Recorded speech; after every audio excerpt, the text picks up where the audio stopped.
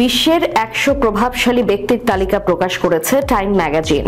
2025 সালের জন্য এই তালিকায় স্থান পেয়েছেন বাংলাদেশের অন্তর্বর্তীকালীন সরকারের প্রধান উপদেষ্টা ডক্টর মোহাম্মদ ইউনূস। বুধবার সন্ধ্যায় এই তালিকা প্রকাশ করা হয়েছে, যেখানে বিশ্ব নেতা, রাজনৈতিক ব্যক্তিত্ব, উদ্ভাবক ও সাংস্কৃতিক আইকনদের নাম রয়েছে। এতে ডক্টর মোহাম্মদ ইউনূসের পাশাপাশি Donald Trump, Elon Musk, JD Vance, Claudia Sheinbaum, Tedros Adhanom আরও অনেকের নাম রয়েছে। হিলারি রডহ্যাম ক্লিন্টন অধ্যাপক ইউনূস সম্পর্কে লিখেছেন, তিনি সামাজিক ন্যায় বিচার, অর্থনৈতিক ক্ষমতায়ন ও গণতান্ত্রিক শাসন ব্যবস্থার ক্ষেত্রে নিবেদিতভাবে কাজ করেছেন। তিনি গ্রামীণ ব্যাংকের সঙ্গে ইউনূসের যুগান্তকারী কাজের কথাও স্মরণ করেন।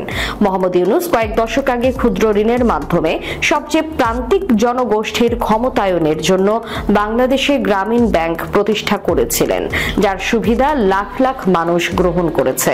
এর মধ্যে 97% নারী। জুলাই আগস্টে ছাত্র জনতার অভ্যুত্থানের পর বাংলাদেশের অন্তর্বর্তীকালীন সরকারের প্রধান হিসেবে দায়িত্ব গ্রহণ করেন ডক্টর মোহাম্মদ ইউনূস। এই অভ্যুত্থানে শেখ হাসিনার পতন হয়।